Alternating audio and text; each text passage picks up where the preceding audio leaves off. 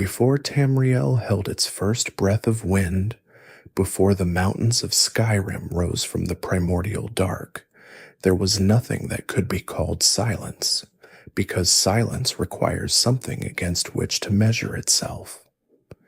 There was only the void, formless, boundless, without temperature or texture or the faintest suggestion of direction. The void did not wait, because waiting implies the passage of time, and time had not yet been invented.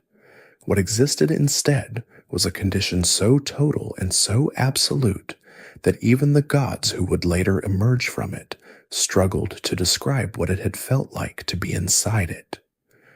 From that void, something stirred, not a god yet, not a force with a name, something closer to a dream dreaming itself into awareness, a vibration so fundamental that it preceded sound, preceded light, preceded the very concept of a thing having edges. That vibration would eventually be called the Godhead, and from its dreaming, the universe of Arbus unfolded.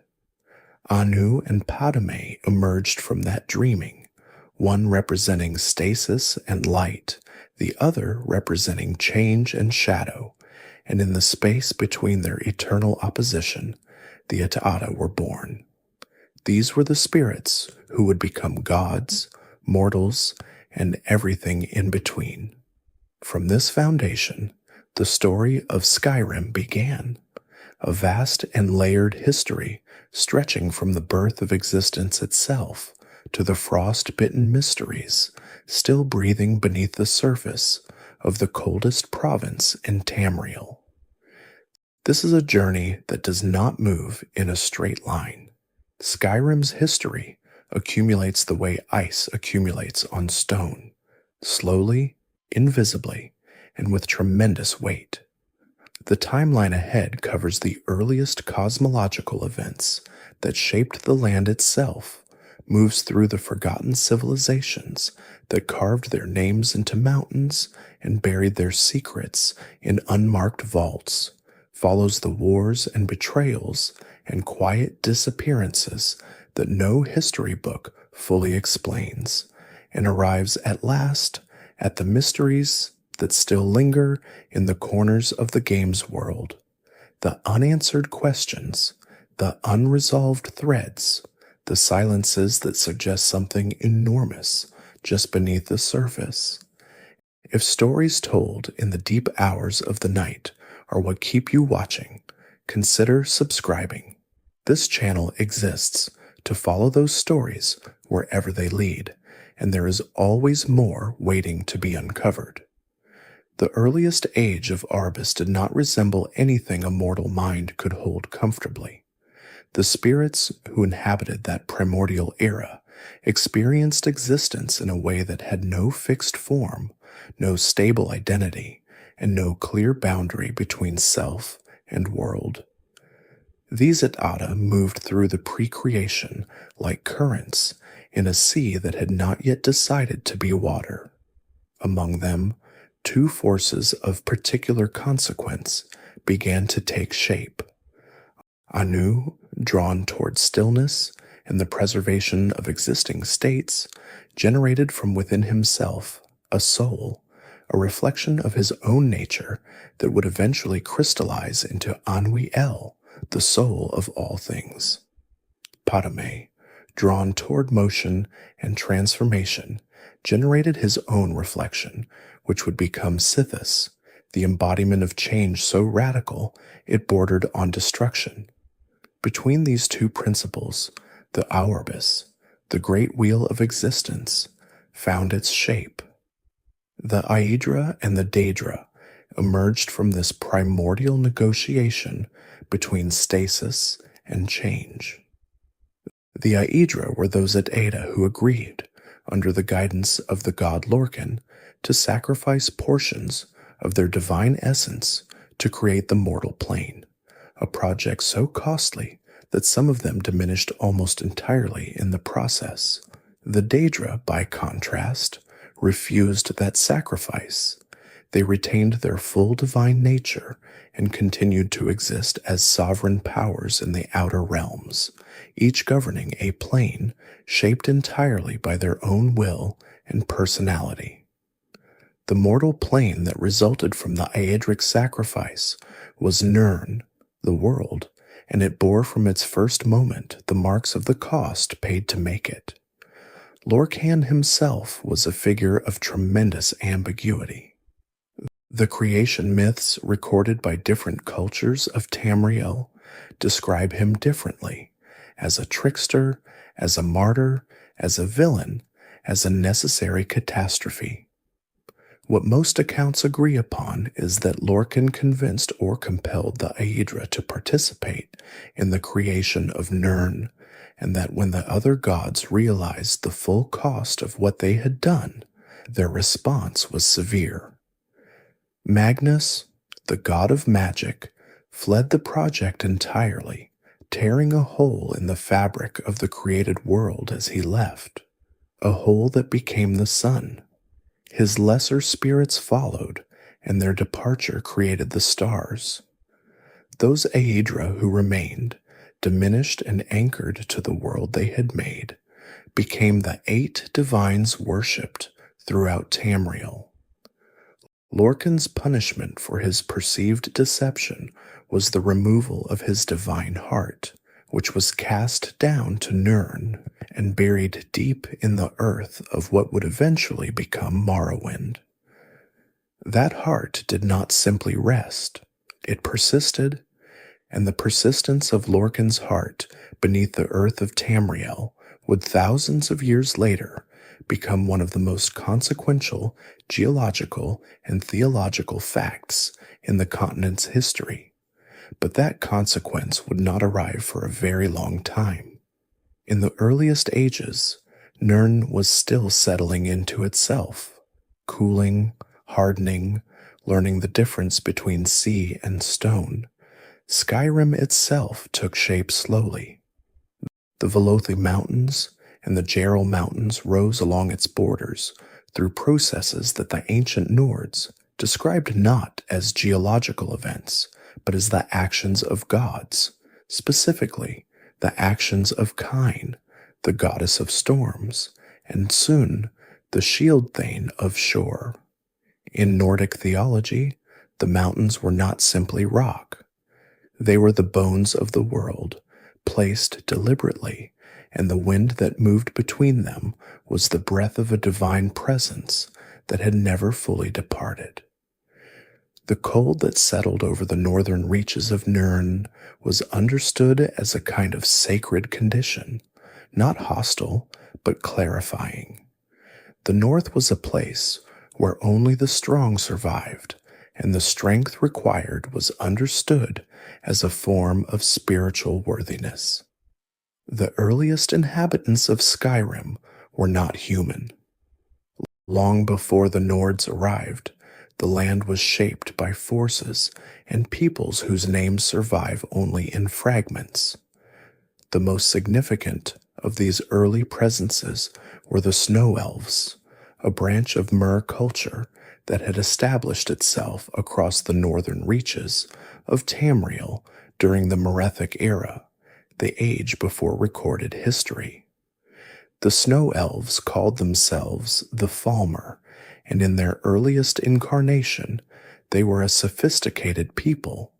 They built cities of white stone, developed an understanding of magic that drew on the particular qualities of Arctic light, and maintained a relationship with their landscape that was both reverent and precise. The ruins of their earliest settlements are almost entirely gone now, buried under centuries of ice and Nordic construction, but their presence echoes in the names of certain peaks and in the architectural vocabulary of structures that predate anything the Nords built. The Snow Elves' relationship with the ancient Nords was shaped by one of the most catastrophic events in Skyrim's early history, an event whose consequences branched so far forward in time that they are still being felt in the era of the Dragonborn. The event was the Night of Tears. The city of Sarthal was among the first great settlements the ancient Nords built in Skyrim, and it was destroyed in a single night. The Snow Elves attacked it. The reasons given in most historical accounts are territorial. The Nords had arrived from the continent of Atmora, crossing the frozen sea in numbers that the Snow Elves recognized as an existential threat to their way of life.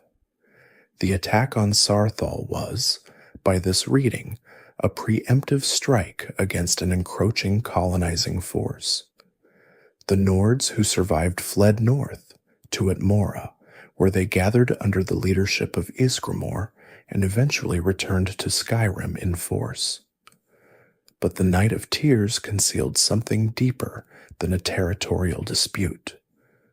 Beneath Sarthal, the ancient Nords had discovered an object of extraordinary power, an artifact so significant that the Snow Elves chose to destroy an entire city rather than allow the Nords to understand what they had found.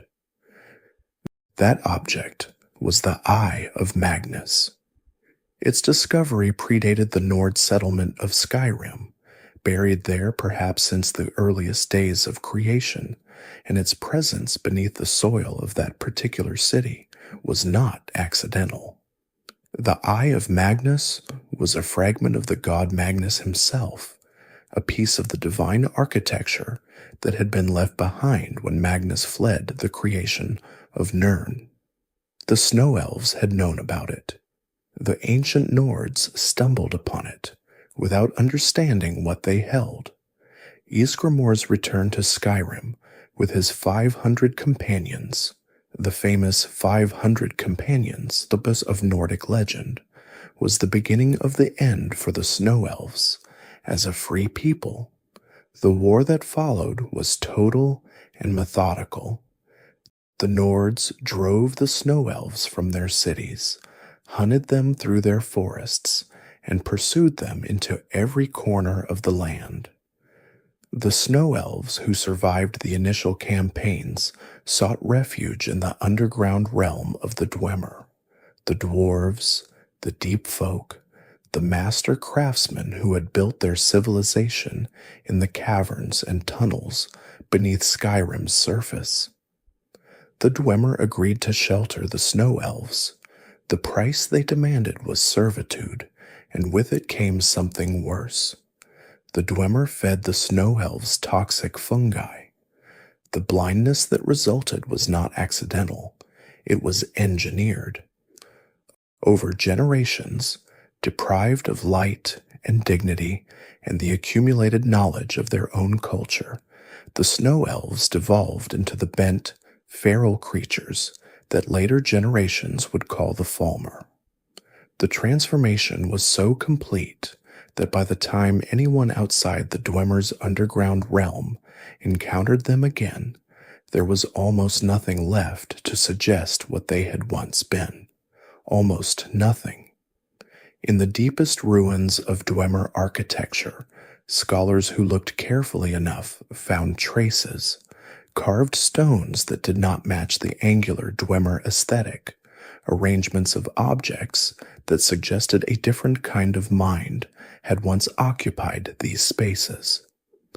The Snow Elves were still there, underground, in a form so altered it constituted a different kind of existence entirely.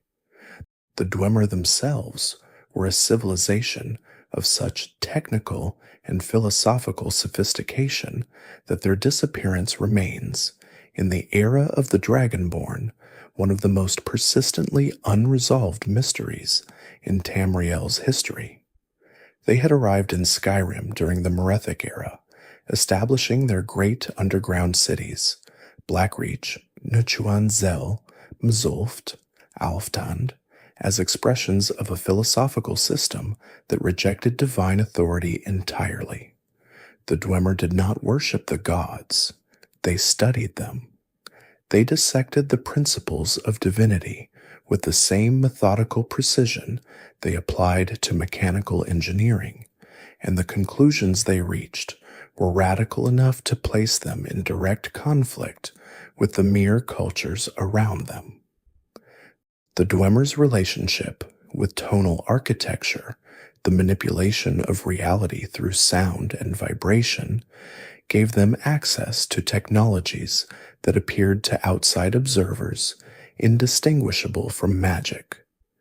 Their automata, the dwarven constructs still active in their ruins, were built to function indefinitely without maintenance, powered by systems so sophisticated that no craftsman in the current era has successfully replicated them. The hum of those mechanisms, audible in the deep places of Skyrim even now, carries a quality that is difficult to name, not quite threatening, not quite welcoming, but persistent in a way that suggests the machinery was built to outlast everything around it. In the quiet of those underground halls, the Dwemer pursued a project that would eventually consume them entirely. The heart of Lorcan, that cast down divine remnant buried in Morrowind, had drawn their attention. Their greatest thinker, a figure named Kagrenak, developed tools designed to tap the heart's power and use it to create something unprecedented, a new god, fashioned from the essence of the Dwemer people themselves. The project was called the Numidium, and it was a brass giant of such scale that it functioned less as a machine than as a theological argument given physical form. The Numidium was Kagrenak's answer to a universe governed by divine whim. If the gods were simply power organized by will, then power organized by sufficient will could become a god. The consequences of Kagrenak's work did not unfold gradually.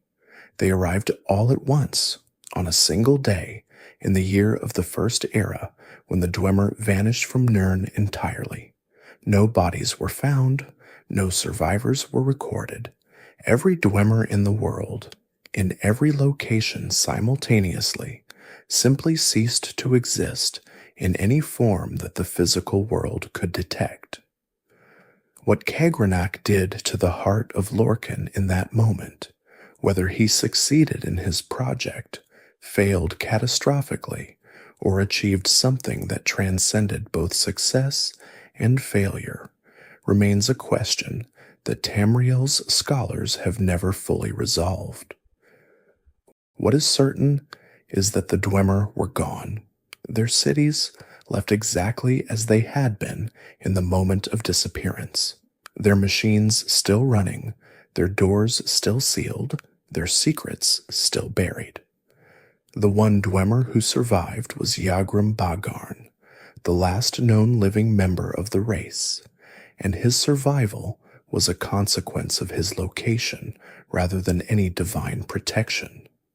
At the moment of the disappearance, Yagrum Bagarn was in an outer realm, beyond the reach of whatever force consumed his people. When he returned to find himself alone, the isolation settled into him like the cold that settles into stone, slowly, completely, without the possibility of warmth. While the Dwemer built their underground empire, the surface of Skyrim was being shaped by a different kind of power entirely. The dragons had always been there, creatures of such age and such fundamental connection to the fabric of creation that they predated most of the gods' direct involvement in mortal affairs. In Nordic theology, the dragons were not merely animals or monsters. They were expressions of the Thuum, the voice, the language of creation itself, the speech through which the world had been spoken into existence. A dragon speaking was not a dragon communicating. A dragon speaking was a dragon shaping reality through the direct application of divine grammar. Alduin was the first dragon, or more precisely, Alduin was the dragon designated by Akatosh, the god of time and chief of the divines, to serve as the World Eater, the force that would one day unmake creation so that it could be remade. Alduin's role was not a punishment or a curse. It was a cosmic function assigned with the same matter-of-fact deliberateness with which a craftsman assigns a tool its purpose. Alduin would devour the world at the end of time. This was not in question. What became a question, the question that drives the entire narrative of the Dragonborn, was when that end would come and whether it could be interrupted. Alduin's relationship with the other dragons was that of a master to subordinates. Under his dominion, the dragons served as rulers over the early human populations of Skyrim. Mortals built temples to them. Mortals brought them tribute. The word walls scattered across Skyrim's landscape were built during this era, great carved stones inscribed with the words of power that the dragons used, preserved so that the knowledge would not die with any single speaker. The relationship between dragons and mortals in this period was not purely adversarial. Some dragons were cruel, some were indifferent. A very few were genuinely invested in the mortals they governed. But the structural condition of that relationship was one of absolute hierarchy, and hierarchies built on absolute power accumulate resentments across generations. The first dragonborn was Mirak. He arose during the Dragon Age, the era of dragon dominion, as a dragon priest, one of the mortals elevated to serve as intermediaries between the dragon rulers and the human population. Dragon priests occupied a position of tremendous authority and corresponding spiritual cost. The masks they wore, carved from materials that varied by rank and region, were not merely ceremonial. They were anchoring artifacts, binding the wearer's soul to a state of semi-divine preservation that allowed them to persist far beyond ordinary mortal lifespans. The masks are still in Skyrim's ruins, and the dragon priests who wore them are still inside those ruins, preserved in a state of undeath that the masks maintain without effort or intention. Mirak's relationship with the dragons he served began to fracture when he encountered Hermaeus Mora, the Daedric prince of knowledge, fate, and the forbidden. Hermaeus Mora offered Mirak something the dragons could not: understanding. Not power in the crude sense, but the specific, terrible power that comes from knowing things that other beings do not know. Mirak accepted the offer. In doing so, he became the first mortal to turn the Thu'um against the dragons themselves, the first to use the voice, not in service of dragon rule, but in defiance of it. The dragons, recognizing the threat, drove Mirak from Nirn entirely. He retreated to Apocrypha, Hermaeus Mora's realm of infinite knowledge, where he remained suspended in a state of preserved power for thousands of years, waiting. The revolt that Mirak had initiated, and then abandoned by fleeing to Apocrypha, eventually found its culmination in the rebellion led by three ancient Nords, Gormleth Golden Hilt, Hakon One-Eye, and Feldir the Old. These three warriors discovered, with help from the dragon Parthernax, that the Thu'um could be learned by mortals as well as dragons. The Greybeards, the order of monks who would later inhabit the monastery of High Hrothgar on the slopes of the Throat of the World, were established during this period as the keepers of that knowledge. But the three heroes who led the rebellion against Alduin, required something more than shouting. They required a weapon capable of removing a god from the physical plane without destroying him, because Alduin, as a divine function, could not simply be killed.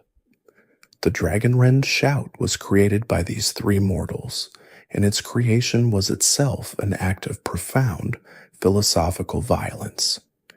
The shout embedded in its syllables the concept of mortality, the experience of finite existence, of time with an end, and forced that concept onto Alduin, who had never experienced such a thing. The effect was not physical damage. It was existential disorientation. Alduin, struck by the Dragonrend shout, became briefly comprehensible to himself as a finite being, and in that moment of comprehension, he became vulnerable. The ancient Nords did not destroy Alduin. They used an Elder Scroll, one of those artifacts of absolute temporal authority, whose origins are so distant they predate the concept of origins, to cast Alduin forward through time, removing him from the present moment without resolving the question of his existence. It was not a solution. It was a postponement, and the postponement was always going to end. In the quiet aftermath of Alduin's removal, Skyrim settled into the long Middle Age of its history.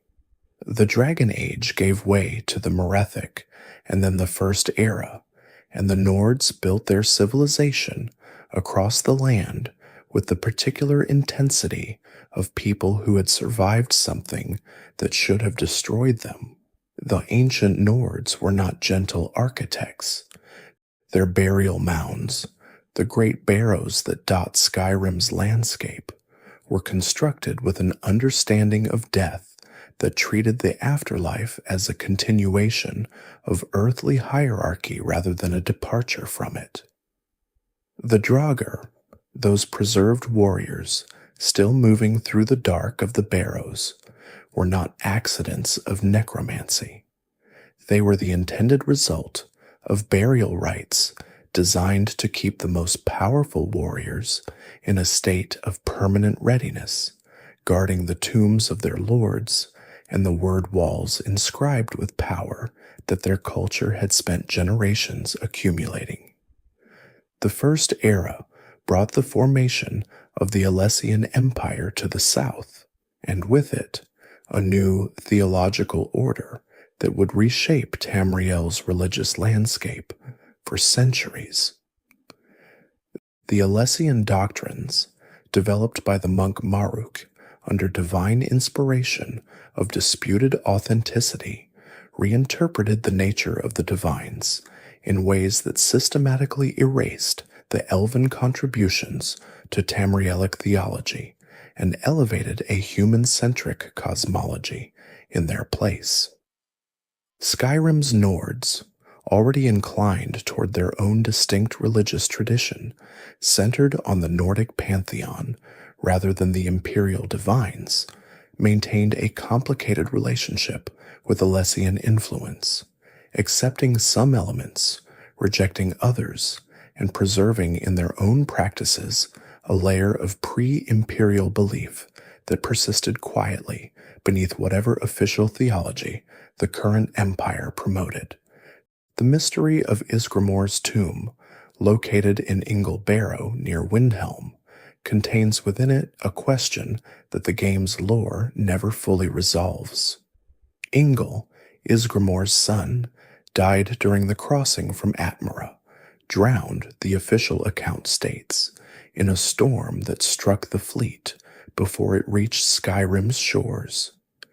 But the barrow that bears his name contains creatures, the Ingle Shade, and the sea creatures called Hagraven adjacent horrors in the deepest chamber that suggest the death was not simply a drowning.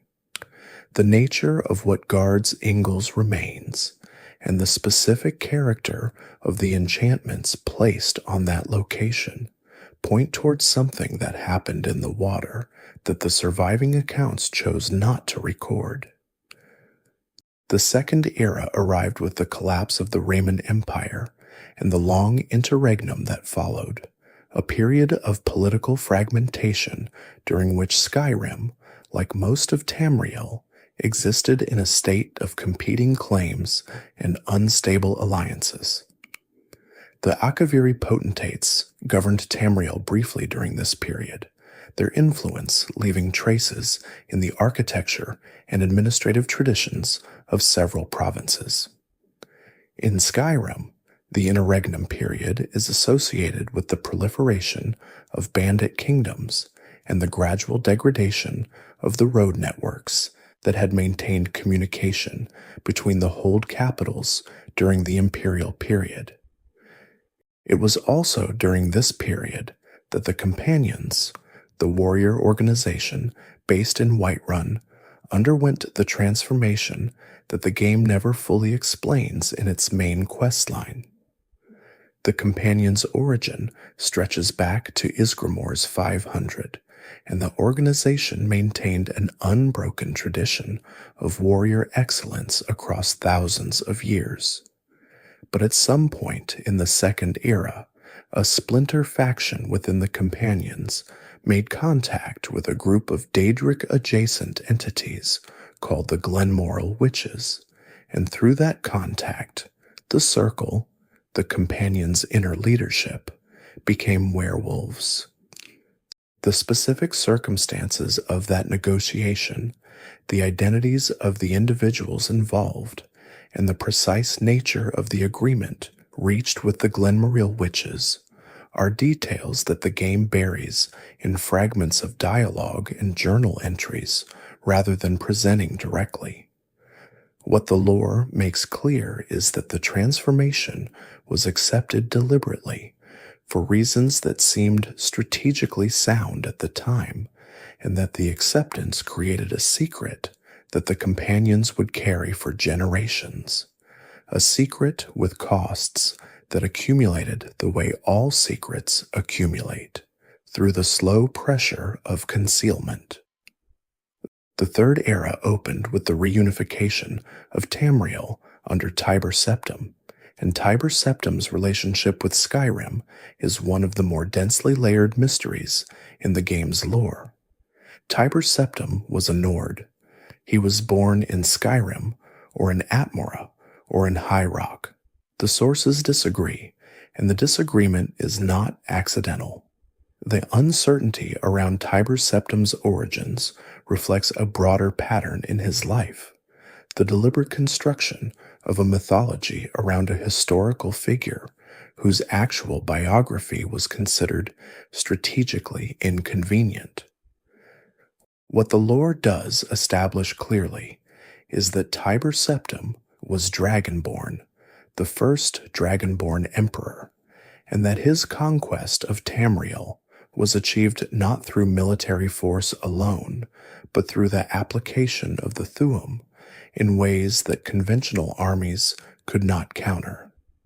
The Numidium returned during Tiber Septim's campaigns. The brass god that Kagrenak had designed to embody Dwemer philosophical defiance was, in Tiber Septim's hands, repurposed as a weapon of political unification. The Mantella, a soul gem containing the heart of a man named Zurin Arctus, or possibly Wolfhearth, or possibly both. The sources fracture here in ways that suggest deliberate obfuscation, powered the Numidium during Tiber Septim's final campaigns. The Numidium's activation produced a temporal anomaly called the Warp in the West, an event so disruptive to the normal flow of cause and effect that the histories of multiple regions of High Rock exist in mutually contradictory states simultaneously, all of them equally valid, all of them equally impossible. The Numidium was never fully destroyed.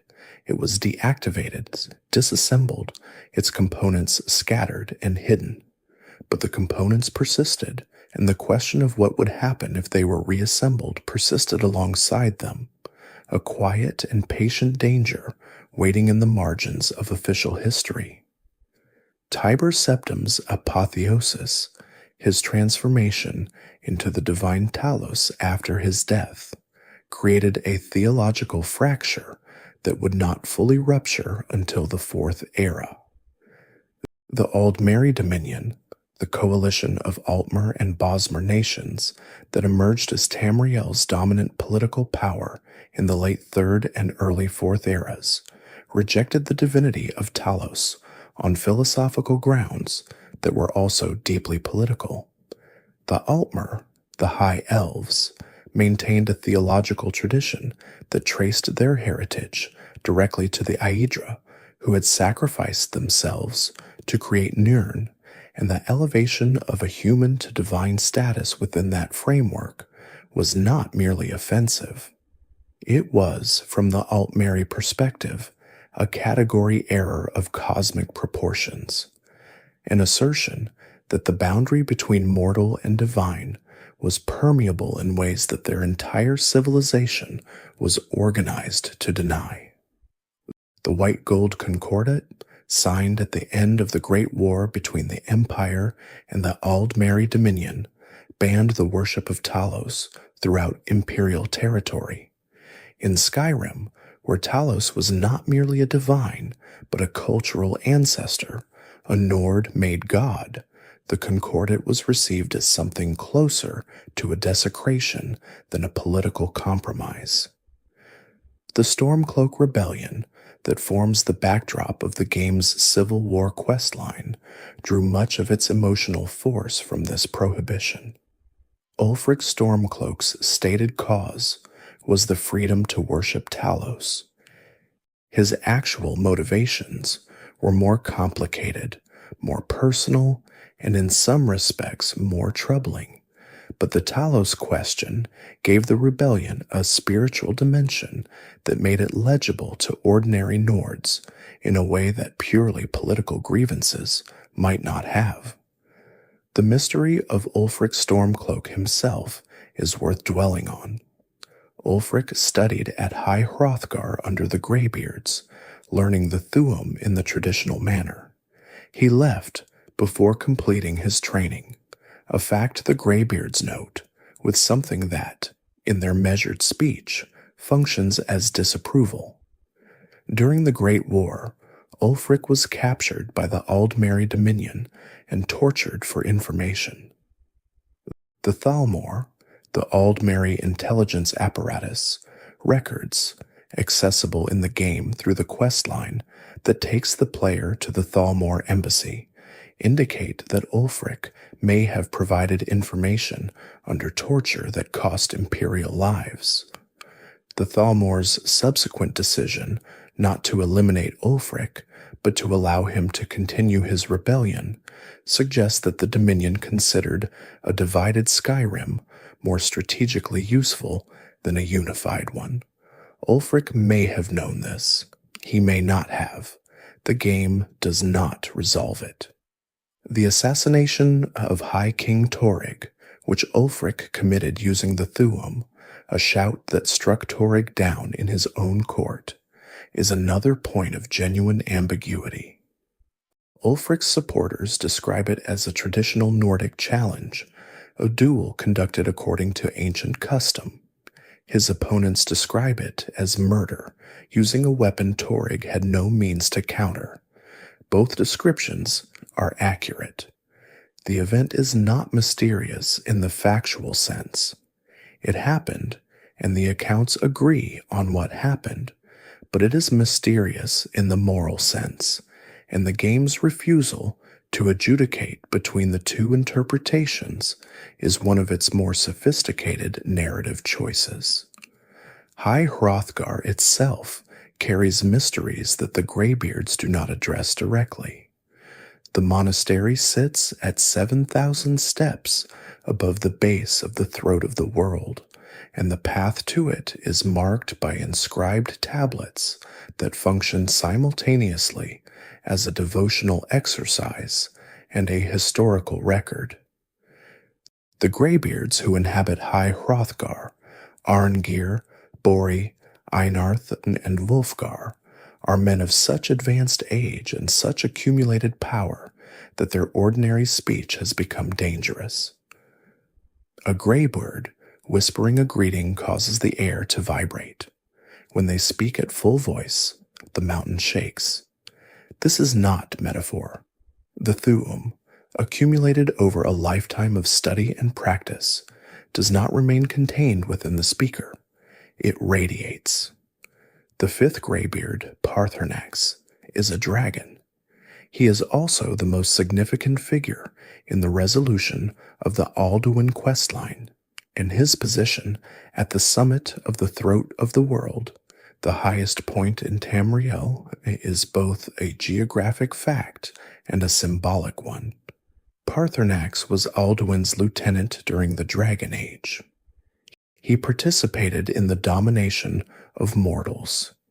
He taught the ancient Nords, the Thu'um, that they used to resist the dragons, and the question of whether this constitutes sufficient penance for what he did before is one the game explicitly refuses to answer. The Blades, the organization of dragon hunters and imperial bodyguards, with a history stretching back through the Akaviri, demand Paarthurnax's death. The Greybeards consider this demand monstrous. The player must choose, and the game provides no right answer. The throat of the world's summit holds another mystery in the form of the notched pickaxe, a unique mining tool found at the very peak of the mountain, at the highest accessible point in the game. The item's presence there is never explained by any quest, any character, or any note. Its enchantment suggests it was crafted by or for a master craftsman who climbed the throat of the world to leave a pickaxe at its summit. And why is a question the game poses without answering, a small, perfectly placed mystery at the literal top of the world. The College of Winterhold occupies a position in Skyrim's landscape that is itself a consequence of a disaster. The city of Winterhold was once among the greatest in Skyrim, a center of trade and culture built on the northeastern coast where the sea met the tundra. The Great Collapse, which occurred approximately 30 years before the events of the game, destroyed most of the city in a single catastrophic event. The cliffs on which Winterhold stood simply fell into the sea, taking buildings, people, and history with them. Only the College of Winterhold survived, sitting on its promontory above the ruined city, apparently untouched. The people of Winterhold blamed the mages. The college's survival, while the city perished, was to the surviving population evidence enough of magical involvement. The Jarl of Winterhold at the time, and the Jarls who followed, maintained a relationship with the college that oscillated between cold tolerance and open hostility. The mages maintained that they had nothing to do with the collapse. The historical record supports their position, but the historical record was largely destroyed along with the city, and absence of evidence in a pile of rubble at the bottom of the sea is not the same as evidence of absence. The actual cause of the Great Collapse is connected to the eruption of Red Mountain in Morrowind, a volcanic event of such scale that it generated geological and meteorological consequences across Tamriel. The seismic activity associated with that eruption destabilized the coastal geology of northern Skyrim, and Winterhold, built on cliffs that were already compromised by the particular quality of the northern sea's erosive force, simply gave way. This explanation is academically sound. It is also emotionally unsatisfying in a way that the citizens of Winterhold never fully resolved, and the suspicion of the college that resulted from the collapse created the social conditions that allowed the Eye of Magnus situation, the ancient artifact discovered beneath Sarthal, to develop without adequate oversight or intervention. The Eye of Magnus had been buried beneath Saarthal since the time of the Snow Elves' attack. The ancient Nords who rebuilt Saarthal after Ysgramor's return chose not to excavate it, or were prevented from doing so by forces they did not understand, or simply forgot it was there. The records are insufficient to determine which. The College of Winterhold's excavation of Saarthal, which forms the opening of the college questline, uncovered the eye almost by accident.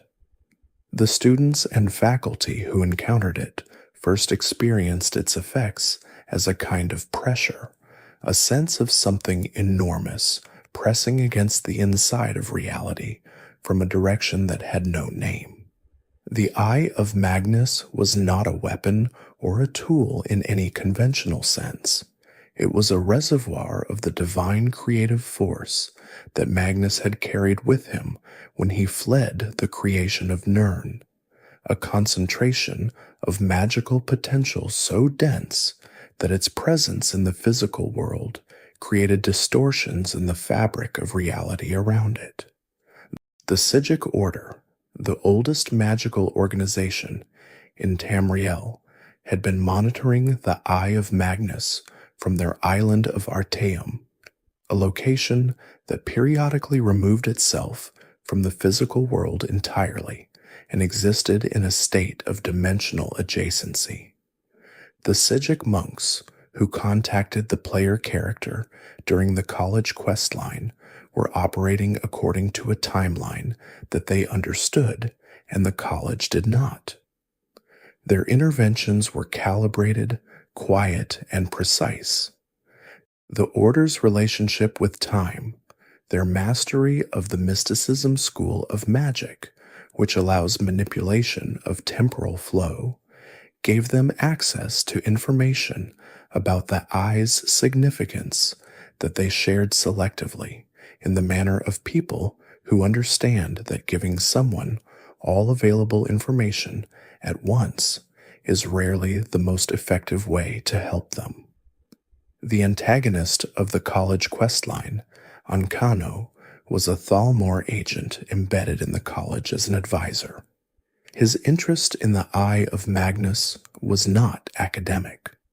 The Thalmor's theological position, the rejection of Talos's divinity, the project of dismantling the barriers between mortality and the divine in ways that served Altmary's supremacy, made the Eye of Magnus a potential instrument of enormous political and metaphysical power. Ancano's attempt to use the Eye directly, to channel its power for purposes that the game implies but does not fully specify, produced effects visible across northern Skyrim. The massive magical anomaly centered on the college, the destruction of the Staff of Magnus, that was the only instrument capable of containing the Eye's output. His death did not resolve the question of what the Thalmor knew about the Eye, or what they had planned to do with it if Ancano had succeeded. The Thalmor's deeper agenda in Skyrim extends well beyond the Talos prohibition and the Eye of Magnus. The Thalmor dossiers discovered in the Embassy questline reveal an organization with a comprehensive intelligence operation covering every significant political figure in the province. Ulfric Stormcloak, as noted, was considered an asset. The player character, the Dragonborn, was considered a wild card of sufficient significance to warrant a dedicated file, though the information in that file was notably sparse, suggesting that the Thalmor's intelligence on the Dragonborn was at the time of the embassy infiltration genuinely limited. The Thalmor's theoretical endgame, as suggested by scattered lore documents and the implications of their theological position, involves the unmaking of the mortal plane. The Altmary theological tradition holds that the creation of Nirn was a catastrophe, a diminishment of divine existence into mortal limitation, and that the proper goal of all existence is the dissolution of Nirn back into the divine essence from which it was made. This project, called the Sundering in some texts and the Landfall in others, would require the dismantling of the barriers that maintain the mortal plane's existence. The towers, great magical structures distributed across Tamriel, each anchoring a portion of the mortal plane's stability, are the mechanisms by which those barriers are maintained. The Thalmor's activities across Tamriel, viewed through this lens, look less like political maneuvering and more like a systematic program of tower destabilization. White Gold Tower in Cyrodiil is the most famous of these structures. The throat of the world itself is theorized by some scholars to function as a tower, its peak, where the Greybeards and Paarthurnax maintain their vigil, serving as the metaphysical anchor point for Skyrim's portion of the mortal plane's stability.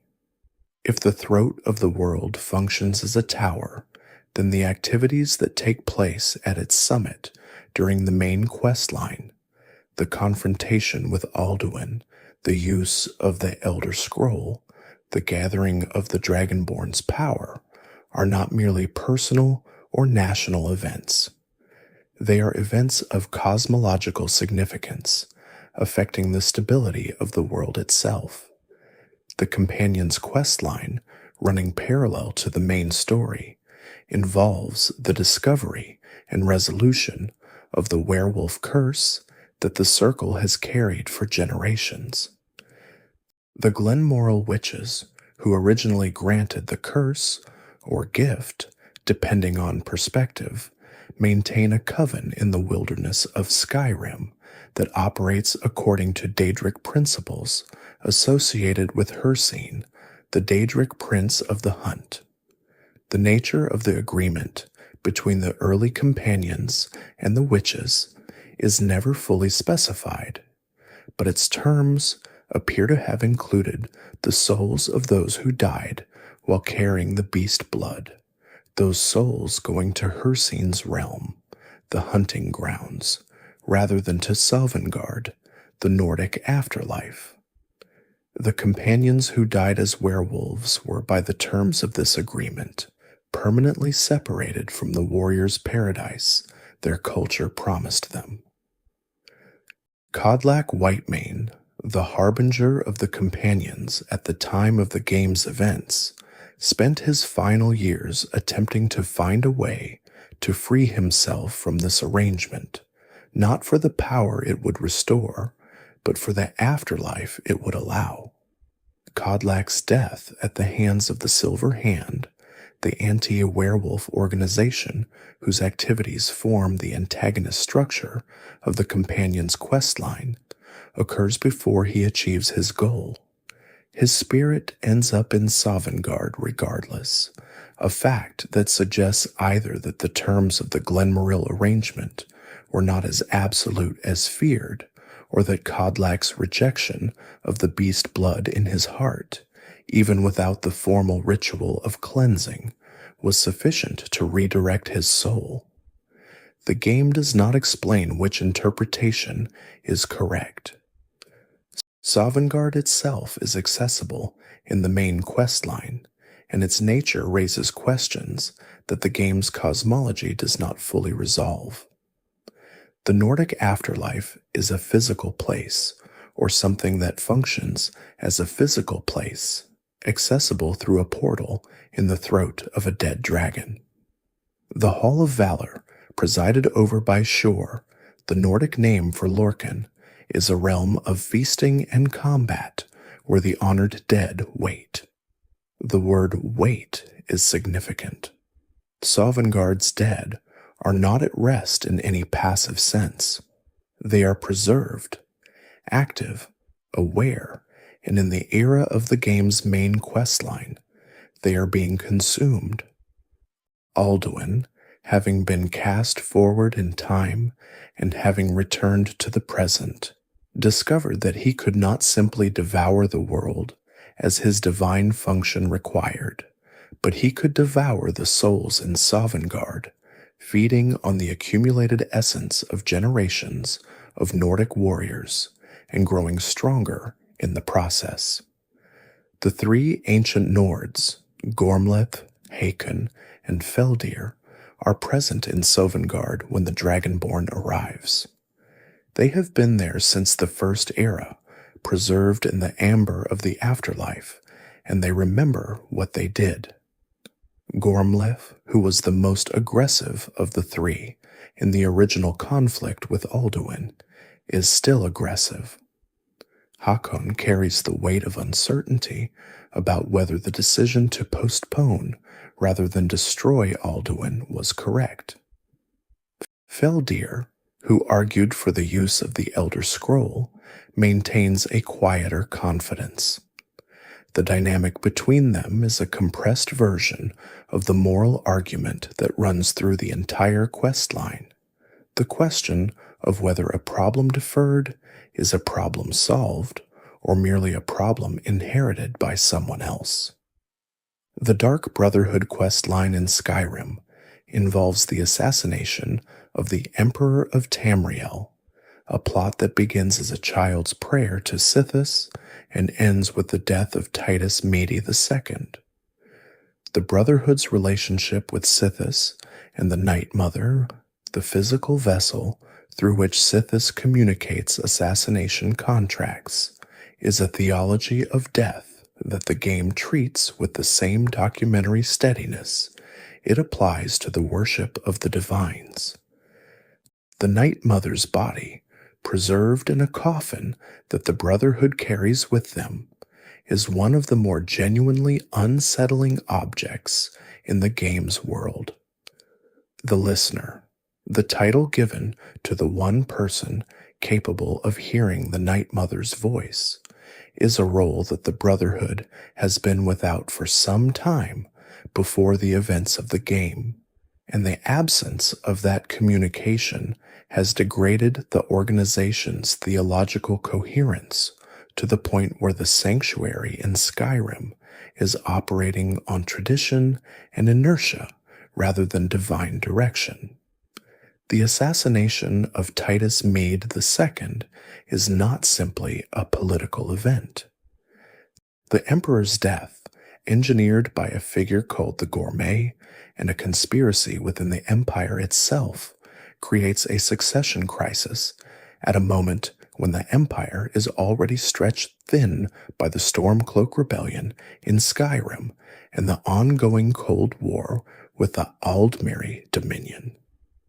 The game does not show the consequences of the Emperor's death in any systematic way. The world does not visibly change after the assassination is completed, but the lore implications of a leaderless empire facing the Dominion without a unified command structure are significant and deliberately left open. The Thieves' Guild questline involves the restoration of an organization that has fallen on hard times, and the mystery at its center is the identity and nature of Nocturnal's influence over the guild.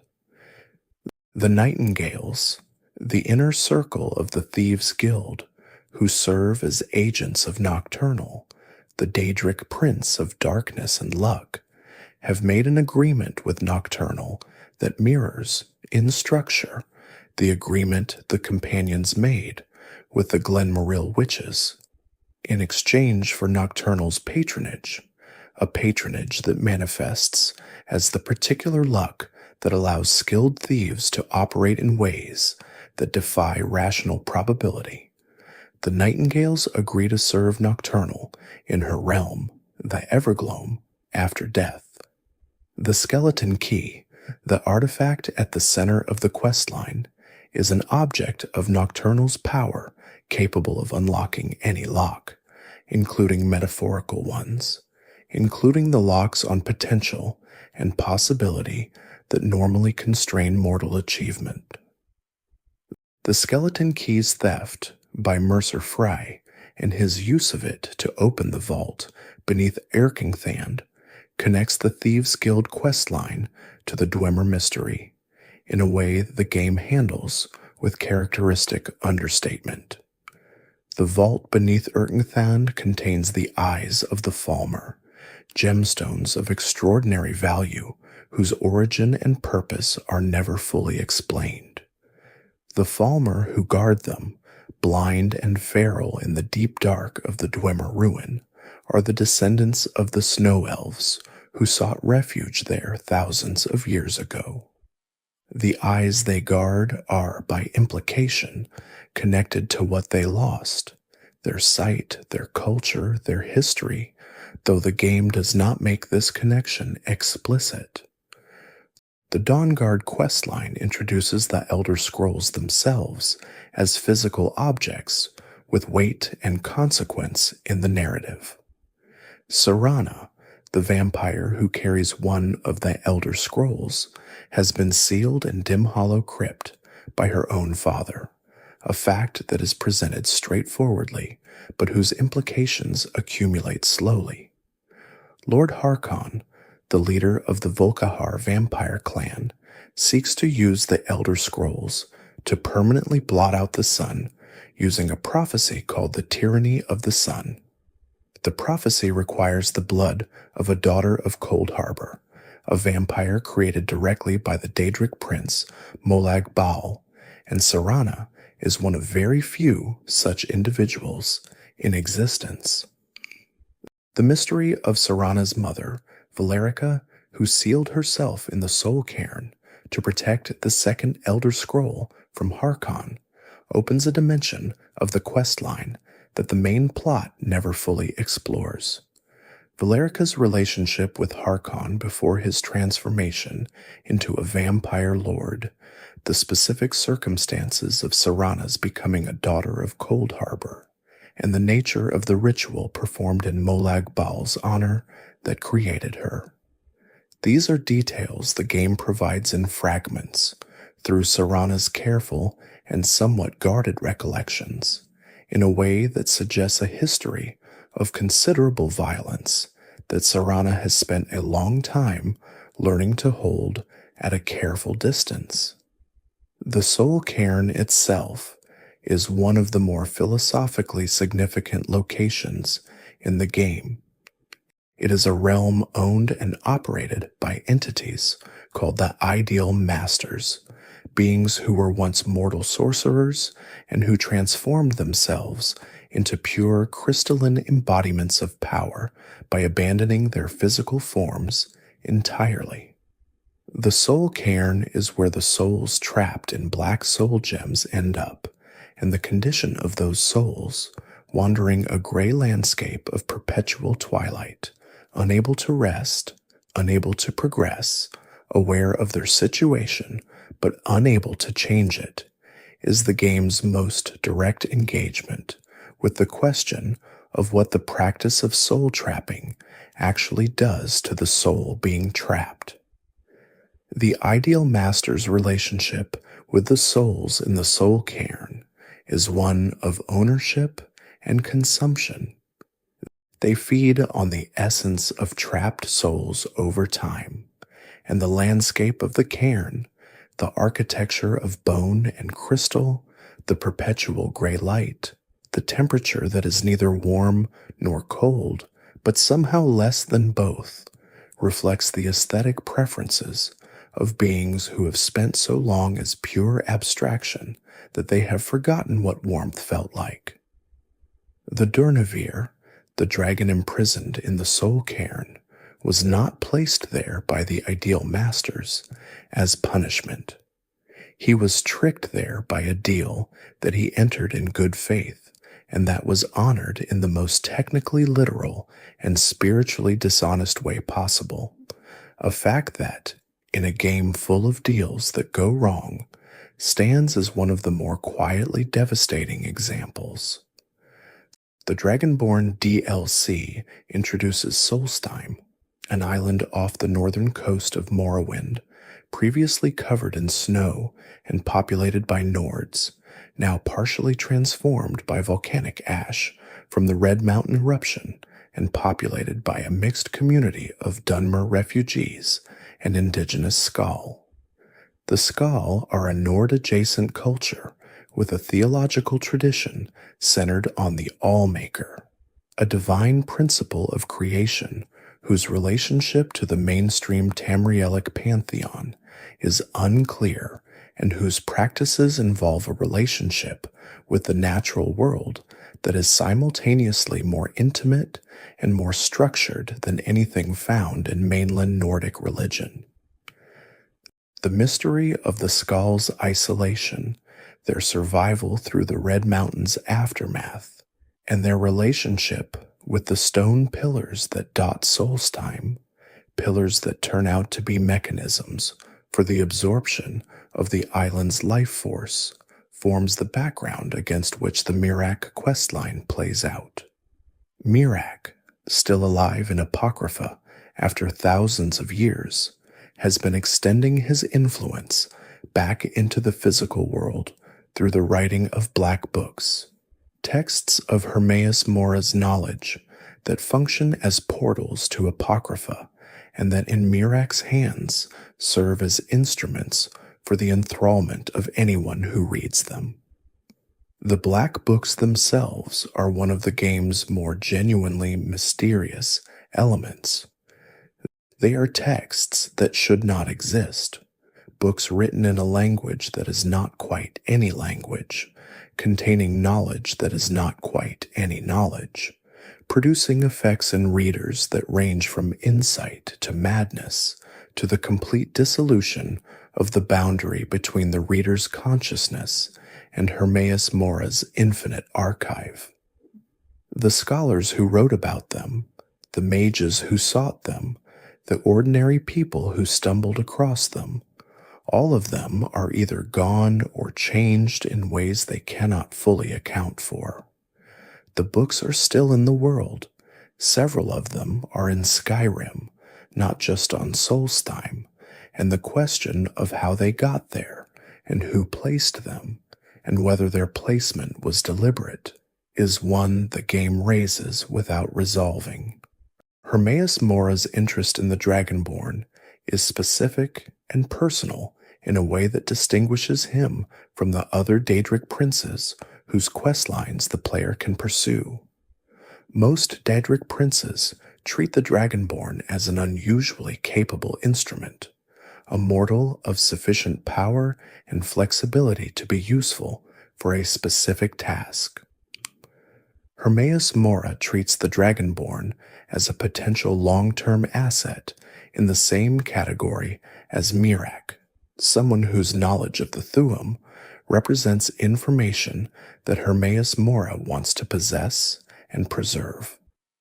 The offer Hermaeus Mora makes at the end of the Dragonborn questline to become his new champion, replacing Mirak, is not a threat. It is a genuine invitation, extended with the patient confidence of a being who understands that mortals who decline eventually find themselves returning, because the alternative to Hermaeus Mora's knowledge is ignorance, and ignorance is a condition that sufficiently curious mortals find unbearable. Mirak's death at Hermaeus Mora's hands, the Daedric prince killing his own champion to prevent the Dragonborn from absorbing his soul, is one of the game's more quietly terrible moments. Mirak had survived for thousands of years in Apocrypha, sustained by Hermaeus Mora's patronage, waiting for a moment of return that the Daedric prince had apparently never intended to allow. The arrangement was, from the beginning, a cage with very comfortable furnishings, infinite knowledge, preserved power, the appearance of a future, but no door. Hermaeus Mora did not need Mirak to return to Nirn. He needed Mirak to want to return, because that wanting kept Mirak cooperative and in place. When the Dragonborn arrived and made Mirak's return actually possible, It disrupted an arrangement that Hermaeus Mora had maintained for millennia. His response was immediate and definitive. The standing stones of Skyrim, the Guardian Stones, the Mage Stone, the Warrior Stone, the Thief Stone, and the 7 others distributed across the province, are among the most mysterious objects in the game's world in the sense that their function is demonstrated without explanation. They grant blessings, they respond to the Dragonborn's touch. Their origin is attributed in some texts to the ancient Nords, in others to forces predating the Nords entirely. The specific distribution of the stones across Skyrim's landscape, their placement near significant geographical features, and the precise nature of the blessings they grant all suggest a designed system. But the designer, the purpose of the design, and the mechanism by which the stones continue to function thousands of years after their creation are questions the game leaves entirely open. The Dwemer ruins scattered across Skyrim contain within them a specific mystery that the game's main questline only partially addresses. The Dwemer automatons, the spheres, the spiders, the centurions continue to function without any visible power source, without any maintenance, in ruins that have been sealed for thousands of years. The temperature inside a sealed Dwemer ruin is warmer than the surrounding environment, suggesting an active heat source. The quality of the air is different, drier, with a faint metallic smell that visitors describe as similar to lightning but older.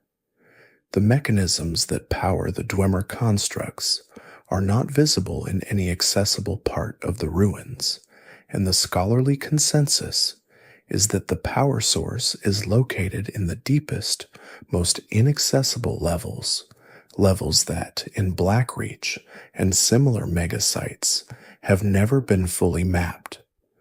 Blackreach itself deserves particular attention.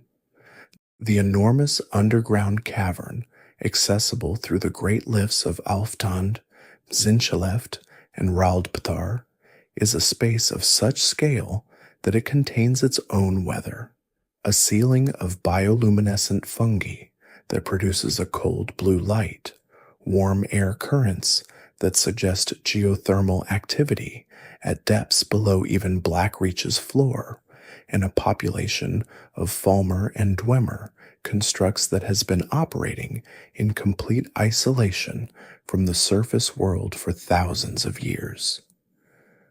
The Tower of Mizark at Blackreach's center contains the mechanism for reading the Elder Scroll required in the main quest line, a device of Dwemer construction that was apparently built specifically for the purpose of reading an artifact that the Dwemer were not supposed to know existed.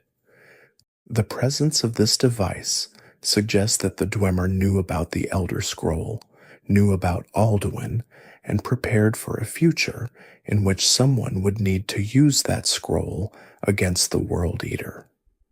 Whether this preparation was part of Kagranak's broader project, or a separate initiative, or a coincidence of design repurposing, is not established. The giant underground settlement of Nchuan Zel, accessible beneath Markarth, contains within it the remains of a Dwemer population that did not disappear with the others. The scholars who investigated it found evidence of a conflict. The Dwemer of Nchuan Zel appear to have been fighting something, or each other, in the moments before the disappearance. The specific nature of that conflict, and whether it was related to or separate from the events in Morrowind that caused the mass disappearance, is another question the game raises and does not resolve. Markarth itself is built on the ruins of a Dwemer city called Nchuan Zel, and the Forsworn, the Reachmen who consider themselves the original inhabitants of the Reach, are one of Skyrim's more genuinely complex political mysteries. The Forsworn were, briefly, the legitimate government of the Reach during the interregnum between the collapse of the Empire and its reconstitution under Tiber Septim's successors. The Markarth incident, in which Ulfric Stormcloak led a Nord force that recaptured Markarth from the Forsworn, ended their political legitimacy in the region and drove the survivors into the hills, where they became the violent insurgency the player encounters. The Forsworn's use of Hagraven magic, their relationship with the nature spirits called the Hagravens, and the specific ritual by which a Forsworn leader becomes a Briarheart, having their heart removed and replaced with a thorned seed from a briar, are practices that connect the Reachmen to a magical tradition older than anything the Nords brought to Skyrim. The Hagravens themselves are a mystery of origin. They are women, or were once women, who underwent a ritual transformation that exchanged their humanity for magical power. The nature of the exchange, who originally developed the ritual, and what the Hagravens receive in return for the humanity they surrender, are questions the game answers only obliquely. What is clear is that the transformation is irreversible, that the resulting beings retain memories and personalities from their human lives while developing new capacities that are not human in any meaningful sense, and that the Hagravens who participate in Forsworn society serve as its magical infrastructure, providing the enchantments, the rituals, and the Briarheart transformations that give the Forsworn their particular combat capabilities. The city of Windhelm carries its own accumulated mysteries, many of them connected to the particular weight of its history. Windhelm is the oldest continuously inhabited city in Skyrim, and its Palace of the Kings was built by Ysgramor himself.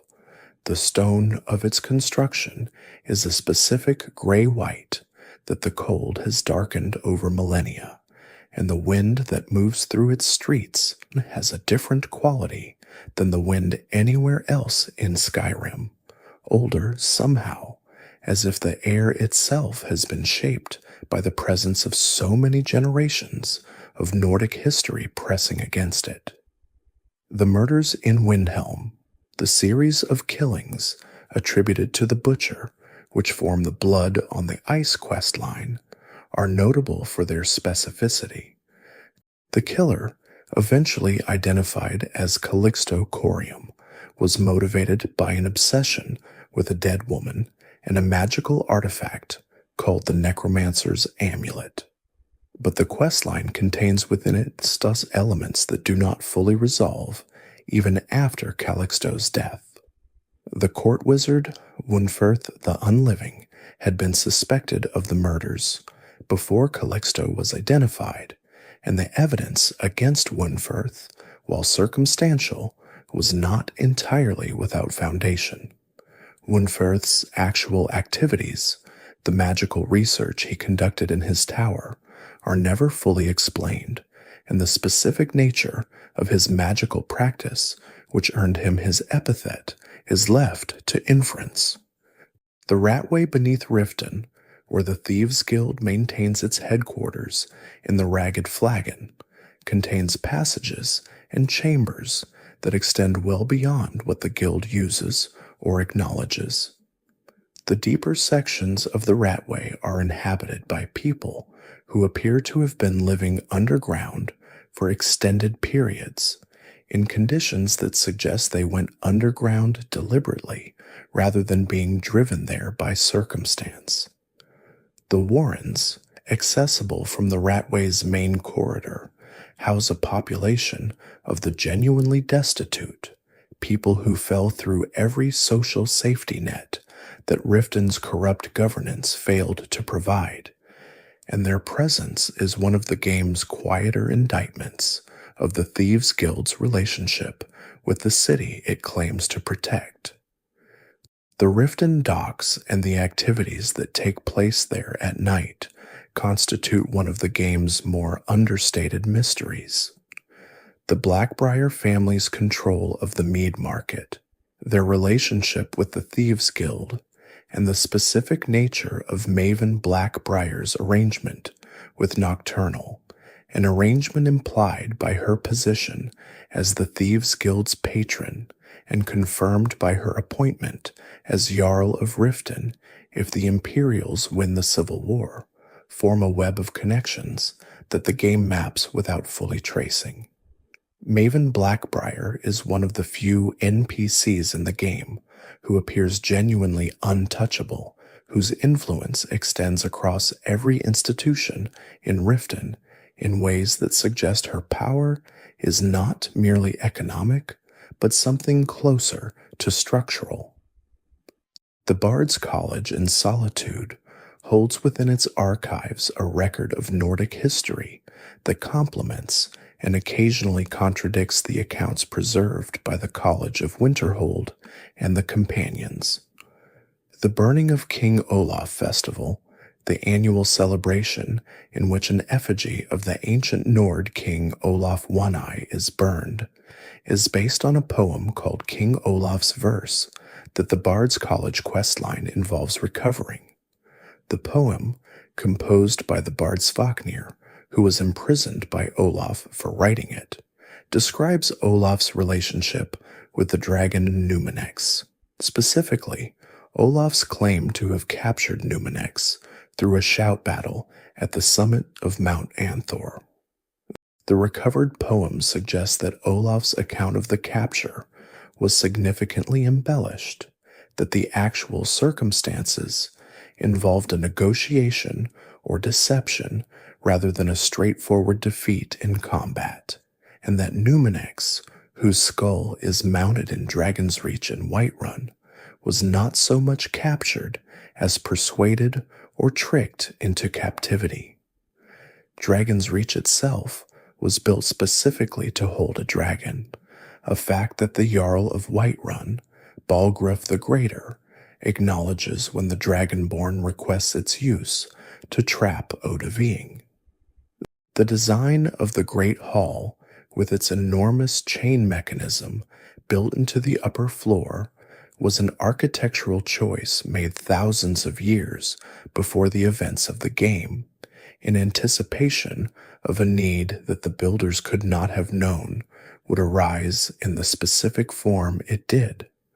The foresight embedded in that design, or the coincidence of it, if it was coincidence, is one of the game's quieter suggestions that the history of Skyrim has been shaped by forces that understood its arc better than the people living through it. The Companions' headquarters, Whiterun's Jorrvaskr, is built around the Sky Forge, a forge of such age and power that it predates the city built around it. The Sky Forge was already ancient when the Companions arrived and built their mead hall beside it. The forge's heat comes from a source that the blacksmith Eorland Greymane, who operates it, cannot explain and has never attempted to explain. The metal worked in the Sky Forge has qualities not replicated by metal worked in any other forge in Skyrim: a hardness, a responsiveness to enchantment, a particular quality of edge that persists through use in ways that ordinary steel does not. The ancient bird carving above the forge, an eagle or hawk of enormous size, carved in a style that does not match Nordic, Dwemer, or any other identifiable tradition, watches over the Sky Forge with an expression that is, depending on the angle of the light, either protective or predatory.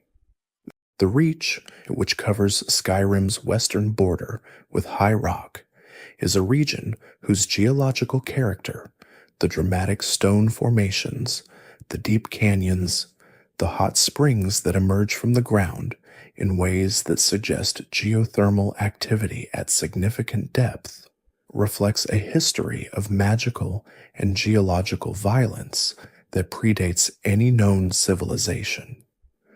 The Dwemer built extensively in the Reach, suggesting that the underground geology of the region offered something particularly valuable for their excavations. The Forsworn, who consider the Reach their ancestral homeland, maintain oral traditions about the region's pre-Dwemer history that include accounts of entities and events that do not map onto any recognized cosmological framework.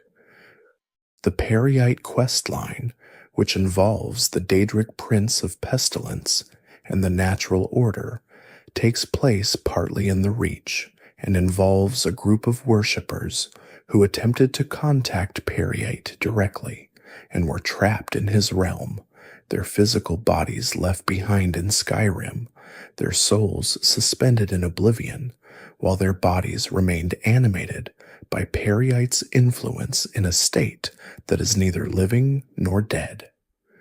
The specific location chosen for this ritual, on the slopes above a hot spring in the Reach, and the particular relationship between Periite's domain and the geological activity of the region, suggests a connection between Daedric influence and the physical landscape that the game gestures toward without explaining. The Shrine of Mehrunes Dagon, located in the mountains south of Dawnstar, contains one of the game's most compressed historical references. Mehrunes Dagon was the Daedric prince responsible for the Oblivion Crisis, the invasion of Nirn by Daedric forces that formed the central narrative of the previous game in the series. The shrine in Skyrim, maintained by a worshipper named Silas Vesuvius, who collects relics of the Crisis, is the location where the Razor of Mehrunes Dagon, the dagger whose pieces were scattered across Tamriel after the Crisis, can be reforged. The Daedric prince's response to the reforging is to send assassins to kill Silas, demonstrating with characteristic Daedric directness that the relationship between a Daedric prince and their worshippers is not one of mutual benefit, but of use and disposal. Dawnstar itself is troubled by nightmares during the period of the game's events. Every resident of the city is experiencing the same recurring dream, a condition caused by Varmina, the Daedric Prince of Dreams and Psychological Torment, whose artifact, the Skull of Corruption, is being used by a priest named Erendur to sustain himself and maintain a connection to the nightmare realm. The specific quality of the nightmares, cold, gray, filled with the sound of something enormous breathing, is described by the residents of Dawnstar in terms that echo descriptions of the Soul Cairn and of Alduin's presence in Sovngarde, though no connection between these phenomena is established in the game. The vigilance of Stendarr, who maintain a hall near Dawnstar and who appear throughout Skyrim as hunters of Daedric influence, are one of the game's more quietly tragic organizations.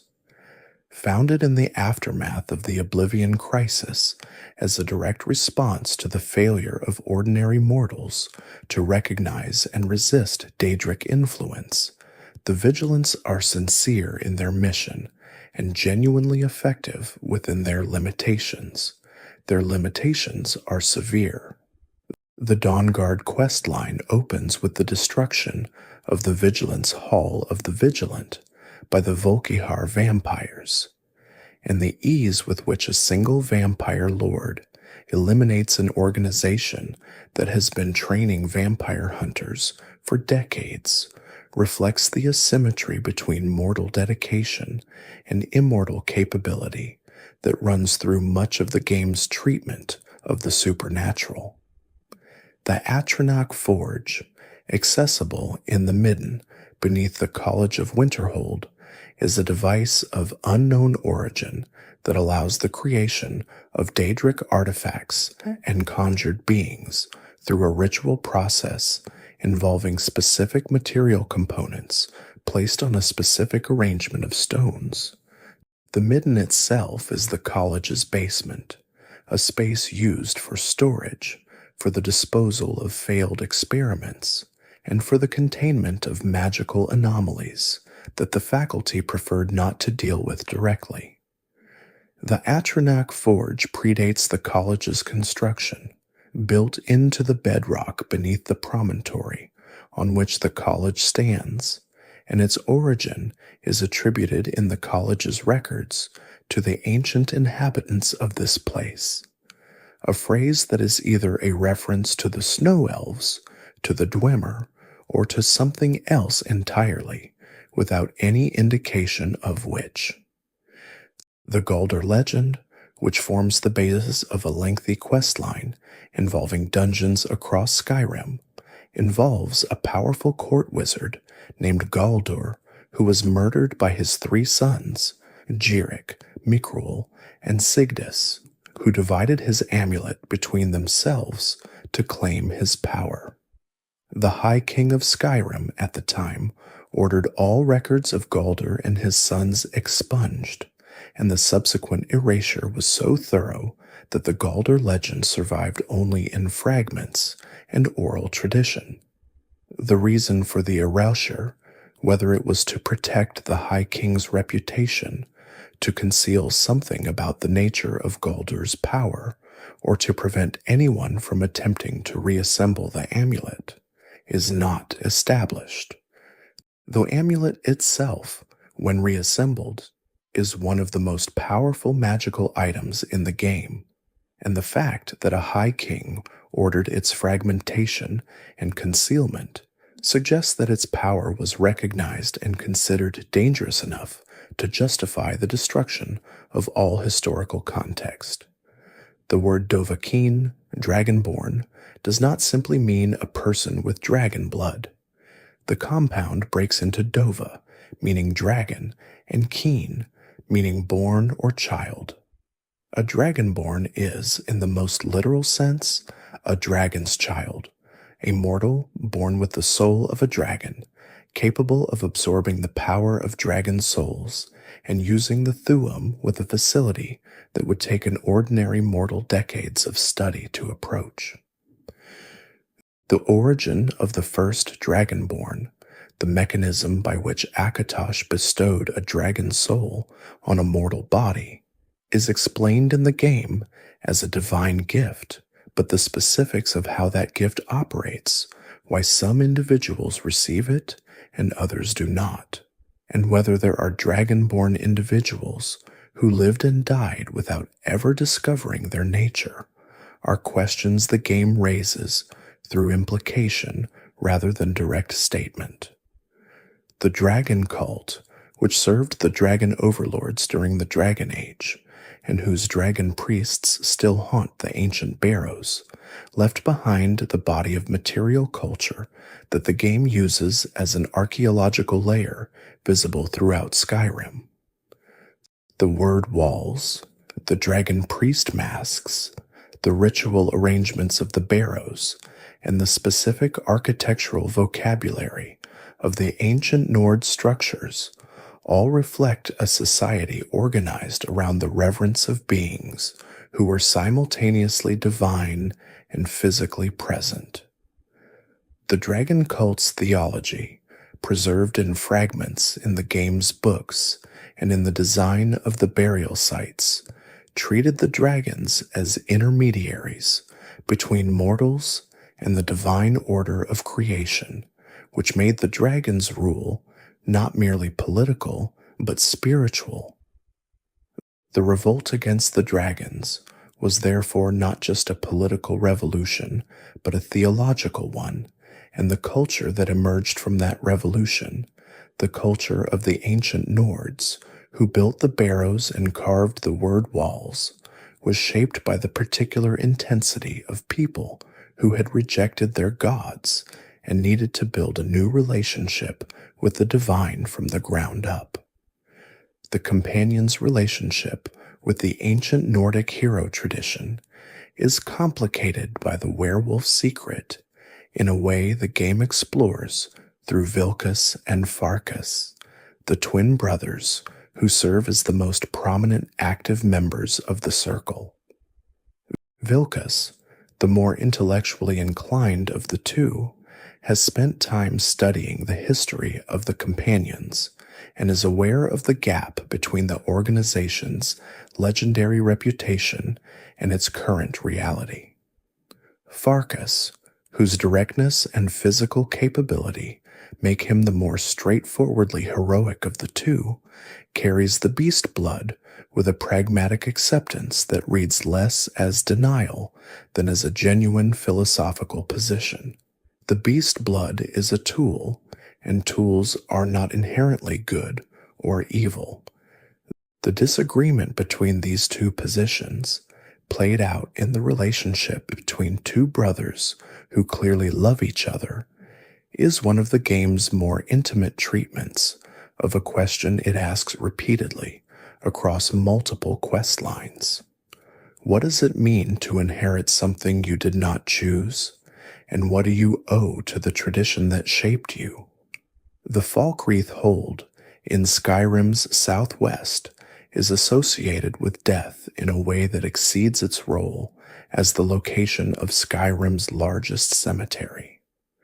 The cemetery at Falkreath contains graves from every era of the province's history, and the sheer density of burial in that location, the sense of accumulated mortality pressing into the soil, is reflected in the Hold's particular atmospheric quality. The air in Falkreath is different from the air in other parts of Skyrim, heavier with the smell of pine resin and damp earth, and something underneath both that is harder to name. The Daedric questline associated with Clavicus Vile, the Prince of Wishes and Bargains, takes place largely in Falkreath, and the choice of location is not accidental. Clavicus Vile's domain is the domain of deals gone wrong, of wishes granted in the most technically accurate and spiritually dishonest way possible, and Falkreath, with its density of death and its history of people ending up in the ground, is the appropriate landscape for a quest line about the costs of getting what you asked for. The companion Barbas, Clavicus Vile's dog, or more precisely the portion of Clavicus Vile's power that the prince externalized in canine form when he found that portion inconvenient, is one of the game's more philosophically interesting NPCs.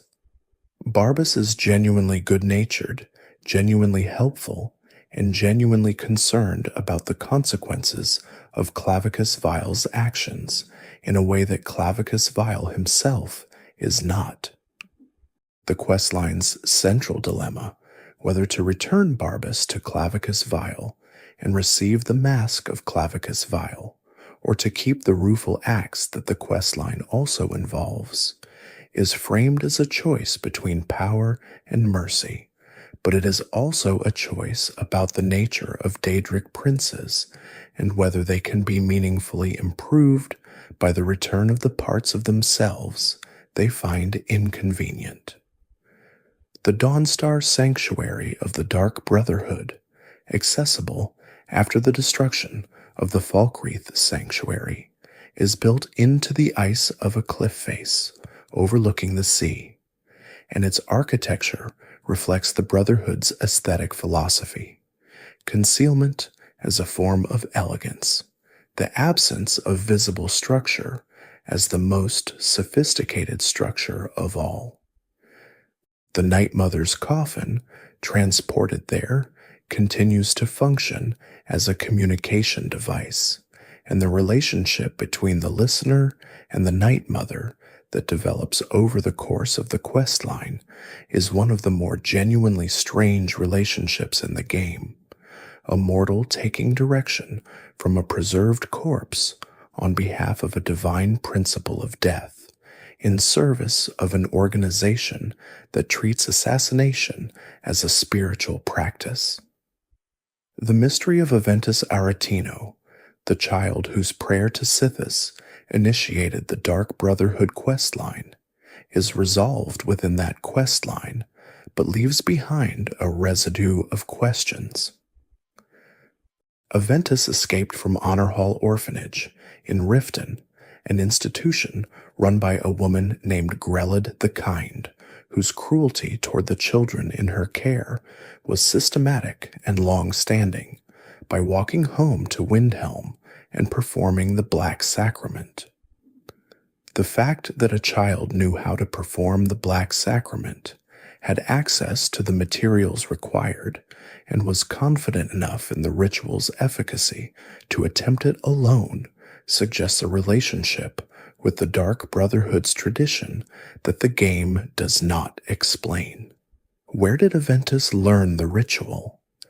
The game's answer, that it is a piece of lore known in the way that children know things, through stories and whispered accounts, is plausible but not entirely satisfying. The Ogma Infinium Hermaeus Mora's artifact, accessible through the Daedric questline in Septimus Cygnus's outpost, is a book of such concentrated knowledge that reading it provides immediate and significant improvements to the reader's capabilities. The specific nature of the knowledge it contains, whether it is a comprehensive account of all known history, a manual for the direct manipulation of divine power, or something else entirely, is not specified, because the game treats the act of reading it as an experience that transcends the normal categories of information. The outpost in which Septimus Cygnus has been living, in the far north of Skyrim near the Sea of Ice, is built around a Dwemer lockbox of such size and complexity that Septimus has spent decades simply studying its exterior without being able to open it. What the lockbox contains, and why Hermaeus Mora wants it opened, and what the blood of mere races required to open it actually does to the mechanism. These are questions the game's questline resolves in terms of plot without fully explaining in terms of lore. The Sea of Ghosts, the frozen northern expanse beyond Skyrim's coast, contains within its ice and water a population of creatures and ruins that the game's geography can only gesture toward. The wrecks of ships, visible in the ice along the northern coast, represent histories of travel, trade, and disaster that the game's world acknowledges without narrating. The ice itself, at certain depths and in certain lights, has a quality that the sailors who worked those waters described as the cold that does not simply lower the temperature, but changes the quality of being cold, a cold that carries with it the sense of being very far from anything that could be called warm in any sense of the word. The Eldergleam Sanctuary, a grove in Eastmarch where the oldest living tree in Skyrim grows above a hot spring, is a location of such concentrated natural power that it functions as a kind of geographical argument for the continued existence of the world. The Eldergleam tree predates the Nords, predates the Dwemer, predates most of what is considered ancient in Skyrim's history. Its roots extend through the bedrock of the region in ways that suggest it is connected to the geological structure of the area in a manner that is not simply botanical. The pilgrims who travel to the Eldergleam Sanctuary do so for healing and for the particular quality of peace that the grove produces, a peace that is not the absence of something, but the presence of something so old and so settled that it provides a kind of temporal ballast, a sense that some things persist regardless of what happens around them. The questline involving the Elder Gleam introduces a conflict between two types of reverence: the Kinnereth worshippers, who tend the Gildergreen tree in Whiterun and want a sapling from the Elder Gleam to replace it, and a pilgrim named Morris Jondrell, who insists that taking a sapling by force would be a desecration. The resolutions available through Morris's approach, speaking gently to the tree, which responds by offering a sapling freely, is one of the game's quieter demonstrations that the world's oldest and most powerful things respond to respect in ways that force cannot achieve. It is a small moment. It accumulates. The Pale, Skyrim's central hold, is the most sparsely populated region in the province, and its landscape, the flat, wind-scoured tundra between the mountains and the coast, has a quality of exposure that is different from the exposure of the mountains or the sea. The Pale is exposed in the way that something left out in the weather for too long is exposed, not dramatically, but thoroughly, in a way that has gone past dramatic and arrived at simply permanent. The ancient burial mounds that dot the Pale are older than those in most other holds, and the specific quality of the Draugr that inhabit them, their size, their equipment, their apparent rank within whatever hierarchy they served, suggests that the Pale was a place of particular significance during the Dragon Age, perhaps as a center of dragon cult activity, whose importance the surviving records do not reflect. The standing stones near Ivarstead, at the base of the path to High Hrothgar, mark a tradition of pilgrimage that is one of Skyrim's most persistent religious practices. The 7,000 steps are not literally 7,000 steps. The number is ceremonial rather than literal, a number of sufficient magnitude to convey the scale of the spiritual journey without being precisely accurate. The pilgrims who make the journey do so in conditions that range from merely cold to genuinely dangerous, and the deaths that have occurred on the path, from weather, from wildlife, from the simple physical difficulty of climbing at that altitude, are understood within the tradition as a form of offering. The mountain takes what it takes. What arrives at the top has been tested. The ghost of Helgi, the child whose death in the burned house in Morthal initiates the laid-to-rest questline, is one of the game's most carefully handled instances of supernatural presence. Helgi's ghost is a child's ghost, playful, slightly confused about her condition, capable of describing what happened to her in terms that are simultaneously innocent and devastating. The questline that follows her death involves vampires, a husband who made a terrible choice, and a community that failed to ask the questions it should have asked before the fire. Helgi herself is not a mystery to be solved. She is a person who died and whose death was not investigated with the seriousness it deserved, and the game treats her with a gentleness that distinguishes her from the more dramatic supernatural encounters elsewhere in Skyrim. The Aetherium Forge, accessible through the Dawnguard DLC's Lost to the Ages questline, is a Dwemer artifact of such scale and sophistication that its construction required the combined resources of 4 Dwemer cities, Arkenghams, Bithar Zel, Deepfolk Crossing, and Raldthar, working in coordination over an extended period. The Aetherium itself, a rare crystalline mineral found only in specific geological formations in Skyrim and Morrowind, was processed in the forge to create artifacts of extraordinary power. The 4 Dwemer cities that collaborated on the project eventually went to war over control of the forge, a conflict that ended without resolution when the Dwemer disappeared, leaving the forge sealed and the Aetherium crest, the key to opening it, divided among the ruins.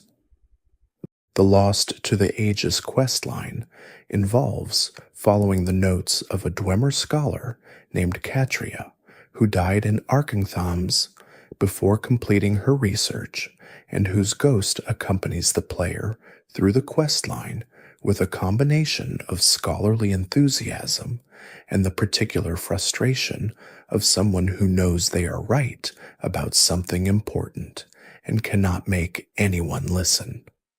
Catria's death was caused by her research partner, who pushed her from a ledge and stole her notes. The betrayal is small in scale compared to the cosmic events that surround it, but its smallness is part of what makes it resonate. The Dwemer's magnificent and doomed civilization reduced to a backdrop for a story about one person's work being stolen by someone she trusted. The Forgotten Vale, accessible through the Dawnguard questline, is a hidden valley in Skyrim's mountains that served as a refuge for the Snow Elves who refused to accept the Dwemer's terms.